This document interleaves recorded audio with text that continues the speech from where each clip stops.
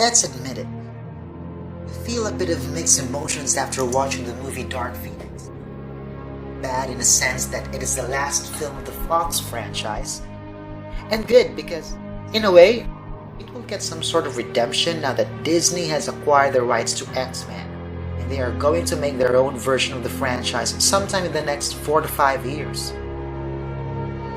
And when Disney makes movies, we know that they always hit the mark.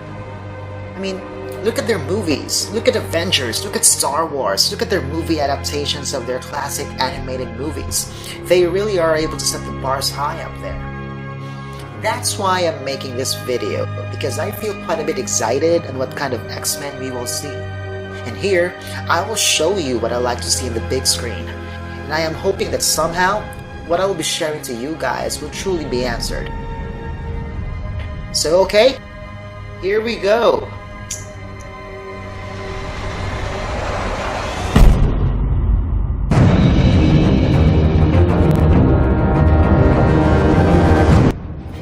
I had always been a fan of the 1990s X-Men animated series, and my list is going to be based on that hit TV show.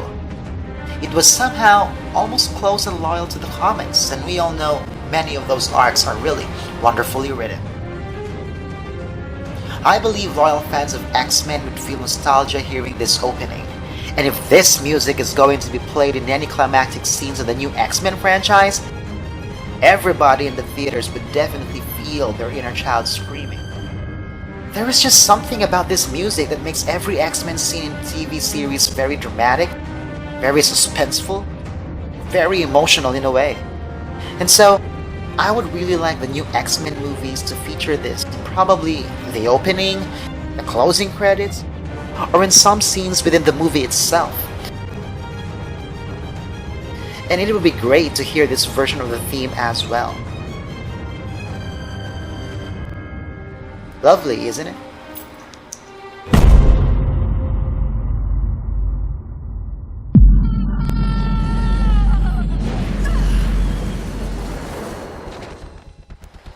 Let's now go to arcs. I would love for the first film to begin with the episode Captive Hearts. That was the very first episode I ever saw of X-Men, and the way it begins with the training sequence inside the X-Mansion, it is just fitting enough as an introduction of the characters. From there, we can already see individual characterizations featuring both their weaknesses and strengths. Apart from it, it also features the bigger conflict of the X-Men universe, of the mutants being feared and outcasted by many, and how they also fear regular people. Thus, newer fans can then begin to understand that general conflict of the X-Men universe, which sets them apart from other Marvel stories. The only challenge here is that Disney movies for me has always been child-friendly, and X-Men does not revolve around that. X-Men shows a darker and more serious tone of mutants, having to live in the dark because of a society that fears their existence. But I believe Disney can tweak that for sure. You tell him, Storm. No deserters in this crowd. Apart from Captive Hearts, the first movie would definitely be great if it features other concepts of Season 1, that of which includes the episode The Cure, where Rogue decides to go to Muir Island hoping to be cured from her mutant powers, which she considers as a viral illness. Because I sense her pain. Vacation, eh? Muir Island's no good for you. Is there no limit to the torment in your mind, Sabretooth? Also, I would like to see some scenes of the episode Deadly Reunions, where we see our favorite Wolverine fighting his iconic rival Sabretooth. Torment, Sabretooth. Your mutant life has been difficult. Your search for acceptance, a failure.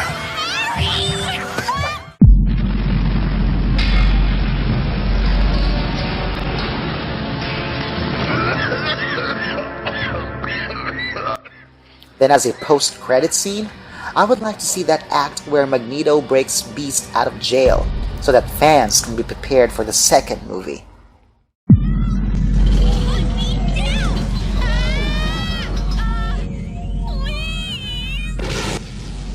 Now, the next movie would be good if it features a mix of Night of the Sentinels and Days of Future Past, with Magneto now as the main villain. And I would still like to see those Terminator-type Sentinels showed in the 2014 movie Days of Future Past. That was really awesome, and it definitely strikes fear into almost every X-Men fan that watched that film.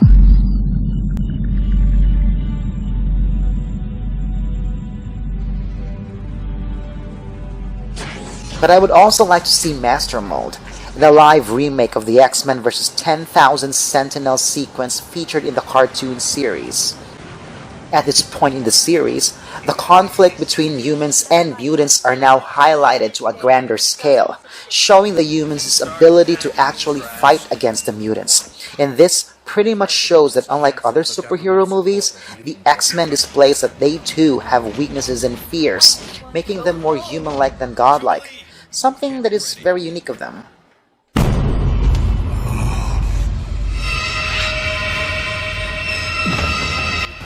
Now heading on for the third movie, wouldn't it be great to see a bit of that Savage Land arc featuring Mr. Sinister and his men of powerful mutants? I remembered that that season ended with Magneto and Professor X eventually working together to fight off a bigger threat, only to find out in their victory that they still could not fix their differences. And that makes for a great storyline, I might say. They could actually play with the Savage Land concept, adding some Kong Skull Island or Jurassic Park touches to it, featuring dinosaurs and other gigantic monsters.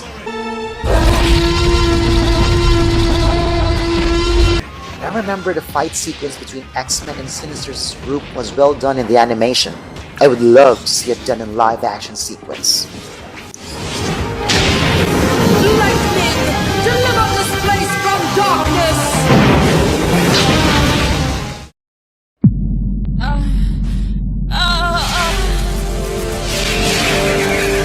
Jean! Phoenix, now we are one. The next movie will then be about the iconic Phoenix Saga, but this time it has to come in two movies. The first being the Phoenix Saga arc, where Jean Grey absorbs the Phoenix Force into her own body during a space mission, and a group of celestial beings under the leadership of Lilandra seeks for Jean and the X-Men's help in securing the safety of the Amcron crystal that is being sought after by her brother King Ken. Someone, help me find a way! That fight sequence between Jean and Ken in an alternate universe inside the crystal is definitely going to be awesome. I can just imagine the visuals in the effects sequence, especially on IMAX and 3D. And that dramatic end when Jean the Phoenix has to bid farewell to the X-Men for a much bigger destiny is surely going to bring everyone to tears. You cannot contain the power of the crystal!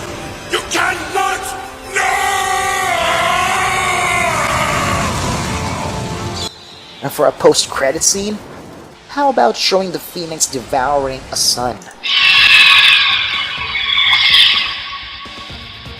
It just plunged into the sun. Surely it cannot have survived. According to my readings, Captain, the creature is still alive. Not only alive, but feeding.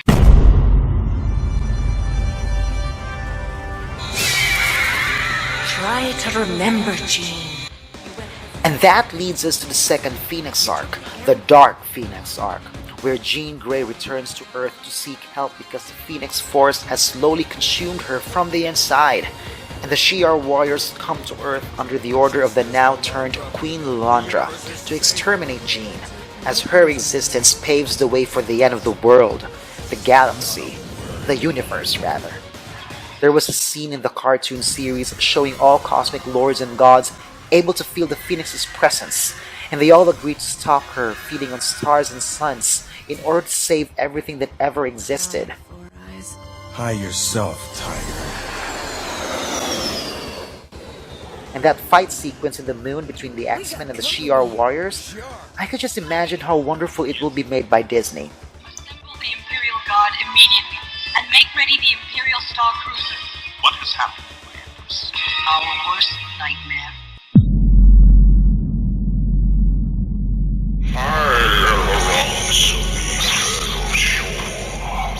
Crash against And the last one that I would like to see is the Beyond Good and Evil arc that features time traveling and alternate universes and realities.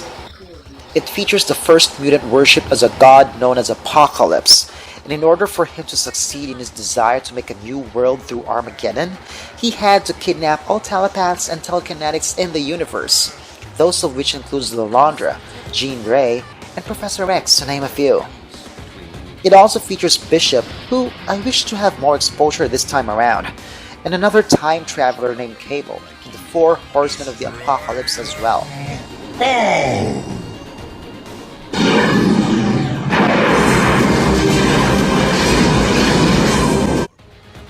And I would also like to see Magneto once more, where he will then show his true care for Professor X, who is going to be kidnapped by Apocalypse himself.